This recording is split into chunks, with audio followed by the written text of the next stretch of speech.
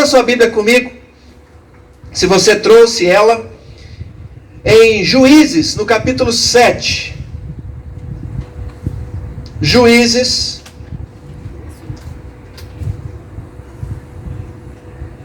capítulo 7. Hoje nós vamos ler a história de Gideão. Pessoal do fundo aí, estão me ouvindo bem? Dá para ouvir tranquilo? Juízes, capítulo 7. Nós vamos ler a partir do versículo de número 1. De madrugada, Jerubbaal, isto é, Gideão e todo o seu exército, acampou junto à fonte de Arode. O acampamento de Midian estava ao norte deles, no vale, perto do monte Moré. E o Senhor disse a Gideão: você tem gente demais para eu entregar Midian nas suas mãos, a fim de que Israel não se orgulhe contra mim, dizendo que a sua própria força os libertou. Anuncie, pois, ao povo que todo aquele que estiver tremendo de medo poderá ir embora do monte Gileade. Então 22.000 homens partiram e ficaram apenas 10.000. Mas o Senhor tornou a dizer a Gideão: ainda há gente demais, desça com eles à beira da água, e eu separarei os que ficarão com você. Se eu disser, este irá com você, ele irá. Mas se eu disser, este não irá com você, ele não irá. Assim Gideão levou os homens à beira da água, e o Senhor lhe disse: separe os que beberem a água lambendo-a, como faz o cachorro, daqueles que se ajoelharem para beber.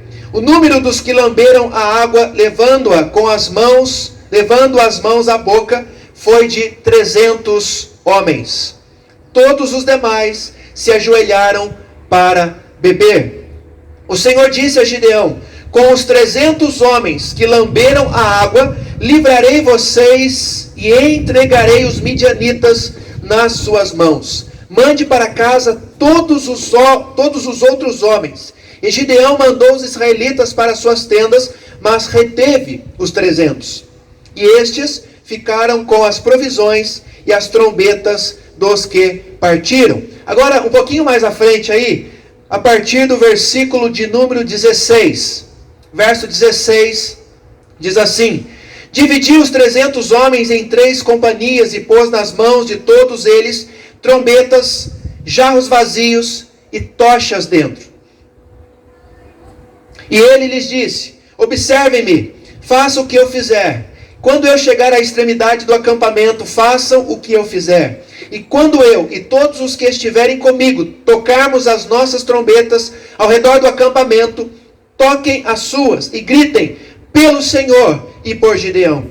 Gideão e os 100 homens que o acompanhavam chegaram aos postos avançados do acampamento pouco depois da meia-noite. E assim que foram trocadas as sentinelas, então tocaram as suas trombetas, quebraram os jarros que tinham nas mãos. As 3 companhias tocaram as trombetas e despedaçaram os jarros, empunhando as tochas com a mão esquerda e as trombetas com a direita, gritaram: a espada pelo Senhor e por Gideão. E cada homem mantinha sua posição em torno do acampamento.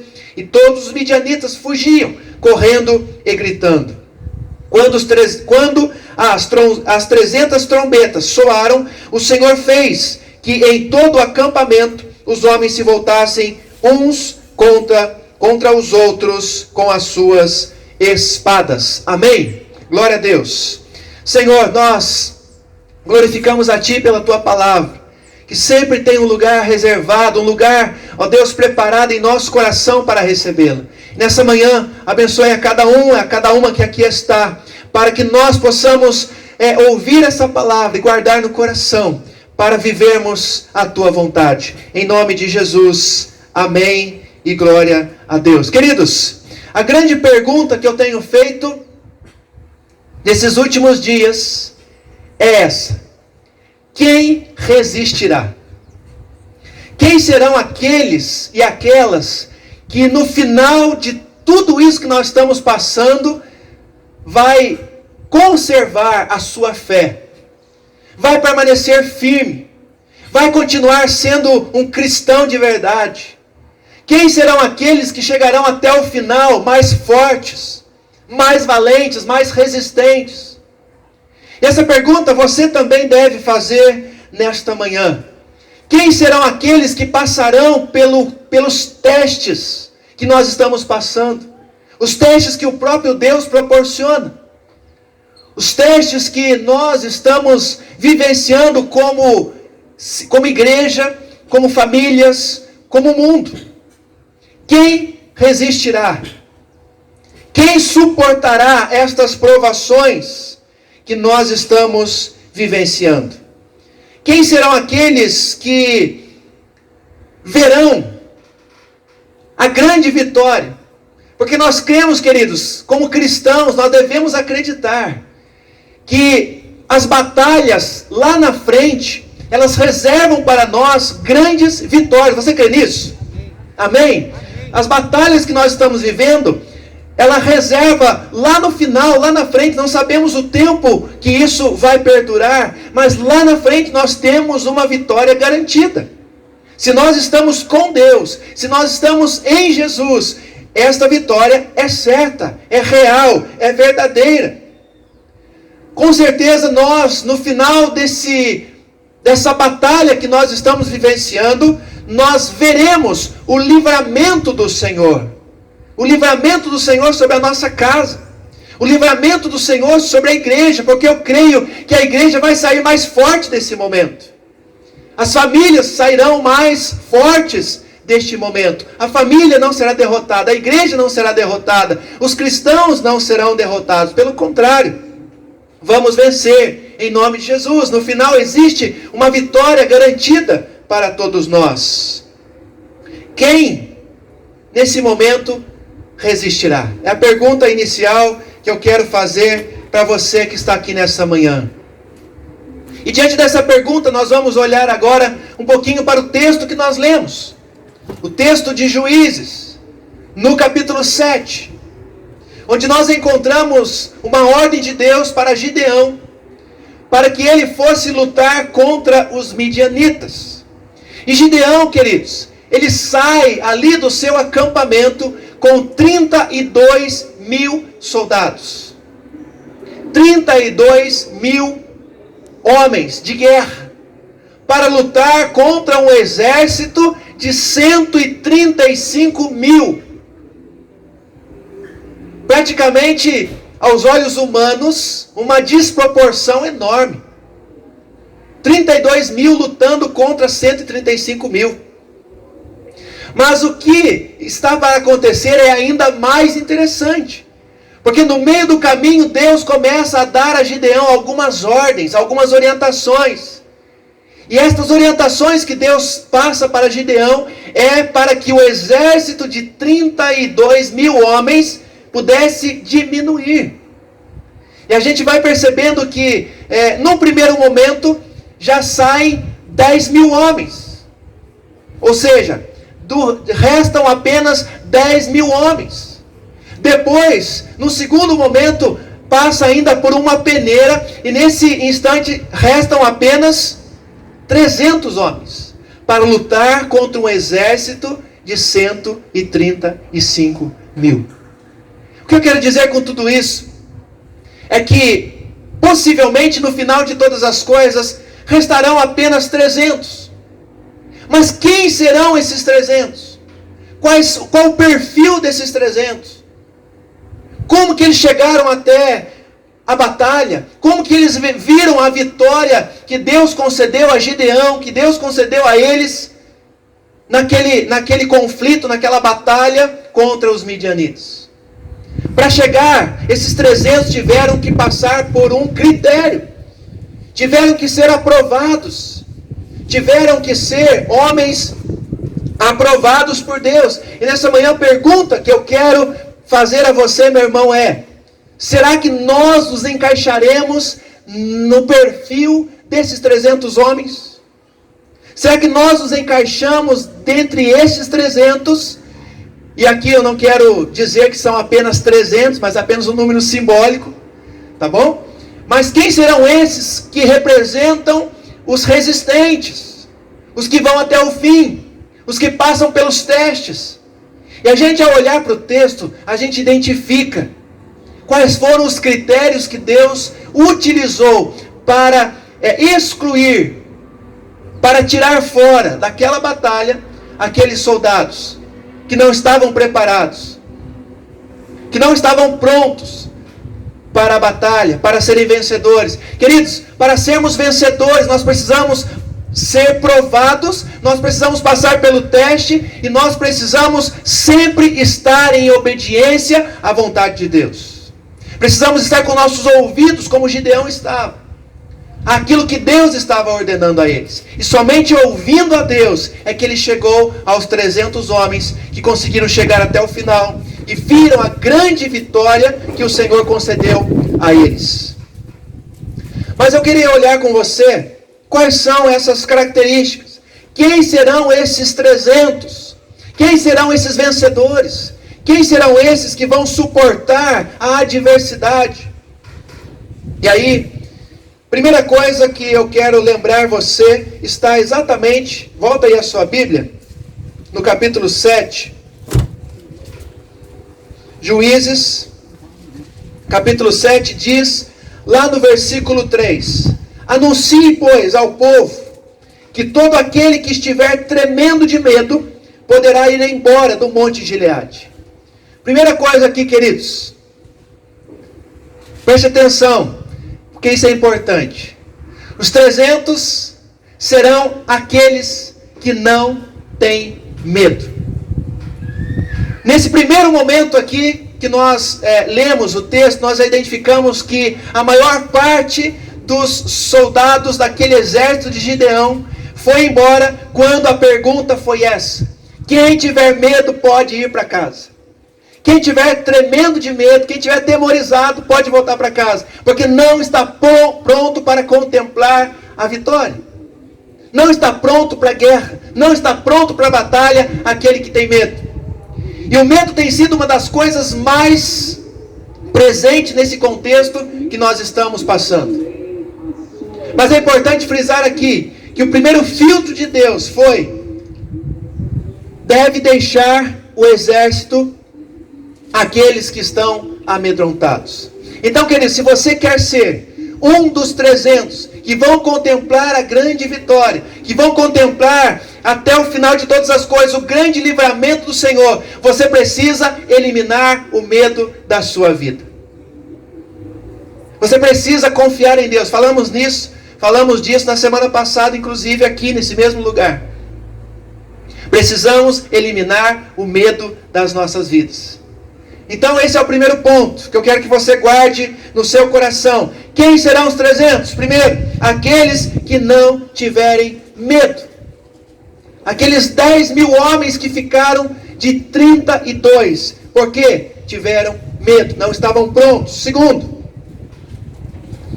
Segundo critério de Deus foi: Gideão, leve todo esse exército para a beira do riacho. Aqueles que se ajoelharem, você já tira fora.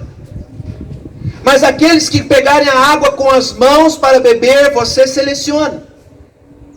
E esses que pegaram a água e tomaram com as mãos foram quantos? 300. Segunda coisa que nós aprendemos aqui, queridos. Se nós queremos chegar até o final, se nós queremos fazer parte desses 300, nós precisamos ser vigilantes. Por que Gideão selecionou aqueles que pegavam a água com as mãos, tomavam água com as mãos? Porque eles não tiraram os olhos dos inimigos. Eles estavam tomando a água, mas os olhos deles estavam contemplando para perceber se os inimigos não estavam vindo contra eles. Guarde aí, fale aí para a pessoa que está junto com você no carro. Você precisa ser vigilante se você quiser ser um dos 300. Amém? Glória a Deus, queridos. Isso é muito importante. E ser vigilante também é fundamental nesses dias. Precisamos continuar vigiando em oração. Precisamos continuar vigiando se nós não estamos esfriando na nossa fé. Precisamos continuar vigiando contra os pequenos inimigos que têm invadido a nossa mente, o nosso coração, a nossa casa. Vigiar o tempo todo. Jesus, ele disse inúmeras vezes aos seus discípulos: vigiai e orai, para que vocês não entrem, não caiam em tentação. Queridos, nós caímos em tentação a partir do momento que nós deixamos de vigiar. Se estamos caindo em tentação, é sinal que nós não estamos vigiando. Por isso, precisamos ser vigilantes. Precisamos estar com nossos olhos atentos ao nosso redor contra as armadilhas que constantemente têm sido lançadas contra nós. Por fim, quando sobraram apenas os 300, Gideão dá uma orientação para eles. Para que eles, quando fossem enfrentar os inimigos, os midianitas, eles deveriam ter 3 utensílios em suas mãos. O texto vai dizer para nós que eles tinham trombeta, cântaros vazios ou jarros vazios e também tochas dentro destes cântaros. Isso também para nós aqui eu quero fazer algumas aplicações. Os 300 eles precisariam em primeiro lugar tocar as trombetas. Queridos, tocar a trombeta naquele tempo representava a proclamação de um novo tempo. Ou seja, também anunciava um ajuntamento do exército ou do povo que estava ali ouvindo aquele som. Representava também o fim de um domínio maligno ou de inimigos e o estabelecimento de um novo reino. O que nós aprendemos e podemos aplicar para a nossa vida? Precisamos, em nome de Jesus, queridos, nesse tempo, sendo um dos 300, continuarmos tocando as nossas trombetas para vencermos os inimigos. Ou seja, precisamos entender que este é o tempo da proclamação de um novo momento na vida das nossas famílias, de um novo momento na vida da igreja, a proclamação de um ajuntamento, não de um dispersamento. A proclamação do estabelecimento do reino de Deus. Deus não perdeu o controle. Deus continua no controle de todas as coisas. O reino dele não deixou de estar estabelecido. Pelo contrário, o reino de Deus está estabelecido na terra. E certamente o reino de Deus precisa fazer parte da nossa vida. Tocar a trombeta significa isso. Proclamar que Jesus Cristo continua reinando. Proclamar que nós continuamos fazendo parte deste reino. Que precisamos entender, queridos, que Deus não dispersou o seu povo. A igreja não está dispersa, a igreja está junto. Cada um na sua casa, mas orando uns pelos outros. Assistindo os cultos, lendo a palavra, orando. Continuar sendo igreja. Precisamos continuar tocando a trombeta. Os cântaros vazios, eles precisavam ser quebrados. Quando Gideão dá a ordem para os seus soldados, ele disse: quando eu der a palavra de ordem, vocês devem quebrar todos os cântaros, quebrar todos os jarros. E percebam que esses jarros, eles estavam vazios. Eles estavam sem nada dentro. O que isso representa para nós? Representa, queridos, que como cântaros vazios ou como jarros vazios, nós precisamos nos esvaziar de nós mesmos para comportar a luz do Senhor dentro de nós. Lembre-se, as tochas deveriam ficar dentro dos cântaros vazios. Ou seja, nesse tempo, nós precisamos nos esvaziar de nós. Queridos, nessa manhã, o que você precisa se esvaziar? O que está corroendo você por dentro? Quanta coisa nós precisamos tirar de dentro de nós? Precisamos tirar o orgulho, precisamos tirar a altivez, precisamos tirar a autossuficiência, precisamos morrer para nós mesmos, precisamos quebrar as nossas ambições. É um tempo de esvaziamento, é um tempo de quebrantamento. Os jarros vazios precisavam ser quebrados. Queridos, o Senhor precisa quebrar a gente, Ele está quebrando.